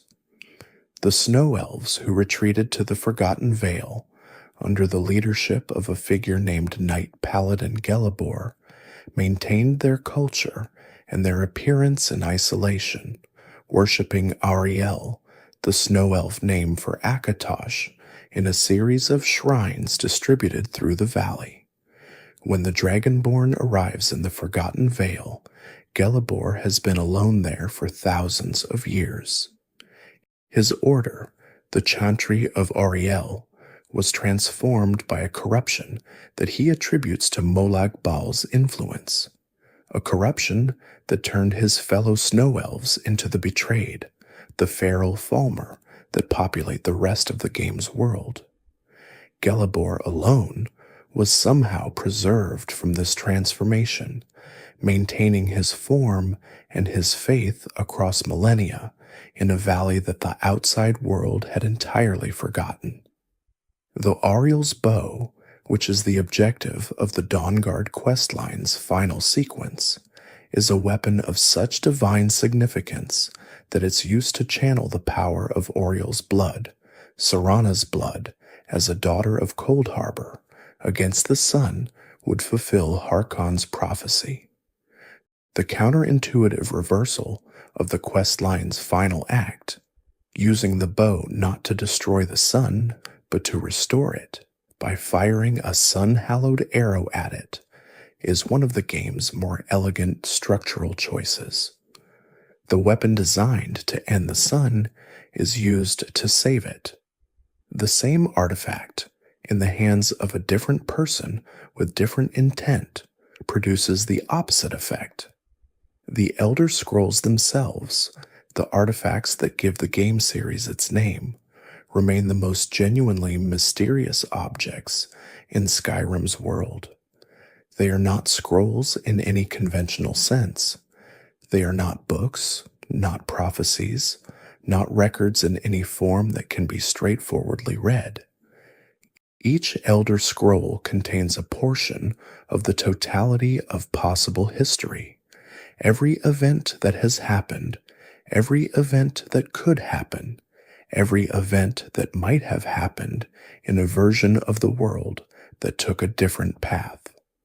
Reading an Elder Scroll provides access to this totality in a form that the mortal mind cannot fully process. Those who read Elder Scrolls without the necessary preparation go blind. Those who read them with preparation see things that are true in ways that transcend the merely factual. The moth priests, the scholars trained specifically to read Elder Scrolls, develop a blindness that is gradual and that is understood within their tradition as a form of progression rather than loss. What they lose in physical sight, they gain in something that their tradition calls the inner sight, an ability to perceive patterns in the flow of events that ordinary vision obscures. The specific Elder Scrolls that appear in Skyrim, the one buried in the Tower of Mizark, the one carried by Serana, the one held by Serana's mother in the Soul Cairn, are not the only Elder Scrolls in existence. The full number of Elder Scrolls is not known. Their distribution across Tamriel and across the realms of Oblivion follows a pattern that no scholar has successfully mapped. Their creation, if creation is the right word for objects that may predate the concept of creation, is attributed to the Aedra, or to a force beyond the Aedra, or to a principle of existence that the Aedra themselves do not fully understand. The Moth Priest's tradition holds that the scrolls are self-writing, that they record history as it happens, that the words on them change over time, and that no two readers of the same scroll read exactly the same text. The Dragonborn's journey through all of these mysteries, the Dwemer ruins, the Dragon Cult barrows, the Daedric shrines, the college's archives, the Companion's Hall, the Brotherhood's sanctuaries, the Thieves' Guild's underground, the vampire clans, the ancient Snow Elf temples, is not simply a series of adventures. It is an accumulation of encounters with things that have been waiting. The Dwemer constructs have been waiting for maintenance that will never come. The dragon priests have been waiting in their barrows for the dragons to return. The Falmer have been waiting in the dark for a surface world they can no longer imagine. The ancient heroes in Sovngarde have been waiting for the World Eater to be dealt with. Mirak has been waiting in Apocrypha for a return that his patron never intended to allow. Gelibor has been waiting in the Forgotten Vale for his order to return. The Eye of Magnus has been waiting beneath Sarthal for someone to understand what it is. The Dragonborn arrives in Skyrim in the opening sequence as a prisoner about to be executed, a beginning of such deliberate ordinariness that it functions as a kind of statement about the nature of significance. The most cosmically important individual in Skyrim's history in this era arrives without fanfare, without preparation, without any external indication of their nature. The Thu'um that saves them at Helgen is not their own. It is Alduin's, the World Eater returning to Nirn and announcing his return with a demonstration of power that destroys the execution but also destroys the town. Alduin's return is the catastrophe that creates the Dragonborn's opportunity. Without Helgen, the Dragonborn might have died on the block. The World Eater's arrival was, inadvertently, the event that allowed the instrument of his defeat to survive long enough to become that instrument. The execution itself contains a mystery that the game never addresses directly. The Dragonborn was captured crossing the border into Skyrim at the same time as Ulfric Stormcloak, a coincidence that the game presents as coincidence, but which the lore community has long noted as suspiciously convenient. The Dragonborn, whoever they were before the game begins, was in exactly the right place at exactly the right time to be saved by Alduin's return, to witness the beginning of the dragon crisis firsthand, and to reach Whiterun in time to fight the first dragon at the Western Watchtower. Whether this convergence was arranged by Akatosh, by fate, by the mechanics of the Elder Scrolls' prophetic influence on events, or by genuine coincidence, is a question the game does not answer. The Western Watchtower dragon, Mermolnir, was the first dragon the Dragonborn killed, and the absorption of his soul, in full view of the Whiterun guards, was the event that confirmed the Dragonborn's nature to the outside world. The guard's reaction, the moment of silence, the stepping back, the careful recalibration of what they thought they were looking at, is one of the game's more human moments. They had seen the dragon. They had fought alongside the Dragonborn. They had watched the soul absorption, and in the seconds after it ended, they stood in the cold air above Whiterun's plains and understood, in the way that people understand things that do not fit their existing frameworks, that something had changed in the world that they would not be able to change back. The civil war that runs parallel to the main quest line is ultimately unresolved in the game's lore. Both outcomes are possible, neither is canonical, and the question of which side was right is one that the game's design explicitly refuses to answer. The Stormcloak's cause is legible and in some respects sympathetic. The Empire's position is legible and in some respects sympathetic. The Falmer's influence on both sides, their support for the Stormcloak rebellion as a means of keeping Skyrim destabilized, their maintenance of the White Gold Concordat as a means of keeping the Empire weakened, complicates both sympathies. The war that looks from the inside like a conflict between freedom and order is, from the Falmer's perspective, a managed conflict between two forms of imperial weakness. The Dragonborn can end it. Whether ending it was the right choice and which ending was the right one is a question the game leaves to the player and does not revisit. The aftermath of Alduin's defeat in Sovngarde is handled with a restraint that is itself a kind of statement.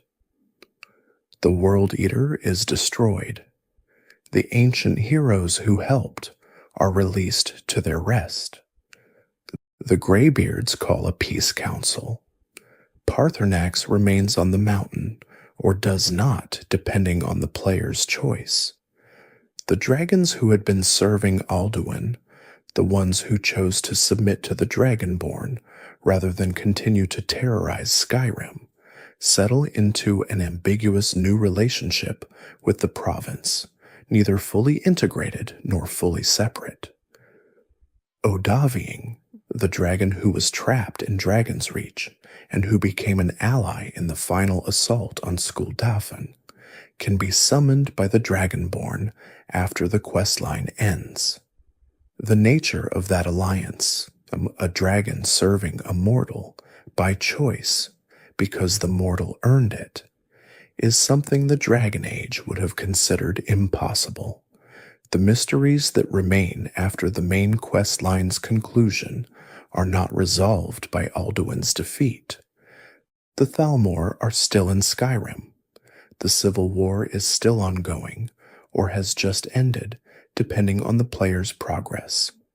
The Dwemer are still gone, their ruins still running, their constructs still patrolling, their secrets still buried in Blackreach and in the deep places beneath the Reach. The Snow Elves are still underground, still blind, still feral, with one exception, standing in a valley that the world has forgotten. The Eye of Magnus is in the possession of the Psijic Order, who have taken it to Artaeum, which has removed itself from the physical world again. The Elder Scrolls are distributed across dimensions and locations that no single person has mapped. Hermaeus Mora is still offering knowledge to anyone willing to pay the price. The Night Mother is still in her coffin. The Skeleton Key is back with Nocturnal, or it is not, depending on the player's choice in the Thieves' Guild questline. Mirak is dead, but Apocrypha persists, and Hermaeus Mora's collection of champions has a vacancy. The world that Skyrim describes is one in which every resolution creates a new arrangement of unresolved questions. The Dragonborn's victories are real. The dragons that were terrorizing Skyrim's roads and towns are gone, or subdued, or allied. Alduin will not devour the world today. The Eye of Magnus is not destroying Winterhold. The vampires are not blocking out the sun. Mirak is not enslaving Solstheim. These are genuine accomplishments achieved at genuine cost, and the world is measurably better for them. And yet, the towers that anchor the mortal plane are still being destabilized by forces whose full agenda has not been revealed. The Falmer's project of cosmic unmaking is still ongoing in the background of every political event in Tamriel. The Dwemer's disappearance still has no fully satisfying explanation, and the possibility that what happened to them could happen again to a different people through a different mechanism has not been foreclosed. The heart of Lorcan, wherever it is now after the events of Morrowind, still exists as a principle of divine disruption buried in the earth of a continent that was built, at least in part, around the question of what to do with something that cannot be destroyed. Skyrim persists. The wind still moves through the throat of the world with a sound that is simultaneously the oldest sound in Tamriel and the sound of something still in motion. The barrows still hold their dead in states of preserved readiness, waiting for a threat that may or may not come in a form they can recognize. The Dwemer constructs still walk their patrol routes in the dark beneath the mountains, maintaining a vigil whose purpose their creators never explained to them. The Falmer still move through the deepest passages, blind and purposeful, carrying in their degraded form the ghost of a culture that was beautiful before it was destroyed. The word walls still stand in the wind, their carved letters still legible to those who know how to read them, still teaching the language of creation to anyone willing to stand in the cold long enough to learn. The legacy of Skyrim is not a resolved story. It is an accumulation of civilizations built on the ruins of civilizations, of powers that outlasted the people who created them, of questions that survived every attempt to answer them definitively.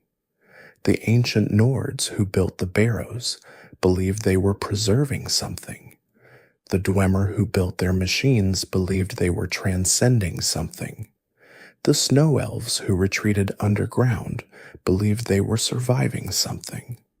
All of them were right. All of them were also wrong in ways they could not have anticipated, because the thing they were preserving, transcending, or surviving was itself in motion. The world does not hold still for civilizations to get a firm grip on it. The Dragonborn story, in the broadest sense, is the story of a world that keeps producing the instruments of its own continuation. Alduin's return was supposed to end the world. Instead, it revealed the mechanism by which the world could continue. Every catastrophe in Skyrim's history has worked this way. The Night of Tears revealed the Eye of Magnus. The Dwemer's disappearance left behind the knowledge that Blackreach contains. The dragon cult's fall left behind the word walls that teach the Thuum to those who come after. The world is full of things left behind by people who thought they were ending something, and those things keep being found and keep being useful in ways that the original leavers could not have predicted. Something is still approaching. The Elder Scrolls do not stop recording. The towers do not stop being relevant. The Thalmor do not stop planning. The sun that Ariel's bow restored will rise tomorrow over a province that is simultaneously more stable and more uncertain than it was before the Dragonborn arrived. More stable because the World Eater is gone, more uncertain because the World Eater's absence does not resolve any of the other forces that have been accumulating across Tamriel's long history. The cold that settles over Skyrim each night is the same cold it has always been, patient, thorough, indifferent to the ambitions of the mortals and immortals who move through it. The mountains are still the bones of the world. The wind between them is still, perhaps, the breath of something divine that has never fully departed. The silence that follows great upheaval is not the silence of resolution. It is the silence of the world catching its breath before the next thing begins.